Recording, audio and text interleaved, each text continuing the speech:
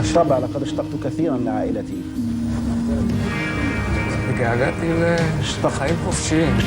ואם יכולתי רק לזכור, גלעד שליט חזר הביתה. לכל אחד יש את הדרך לעבור. שלום גלעד, ברוך הבא. שמי איציק, הרופא הראשי של צה"ל. יש תשובה לכל דבר, עוד גדול מאיר הכל, ויותר כבר לא צריך לשאול. אני בא ללמוד ממה שטוב ולחיות. טוב, אנחנו מחזירים את גלעד הביתה. להתחיל הכל מההתחלה, כמו לנשום בפעם הראשונה. אני כאן, אני לא מתבזבז יותר.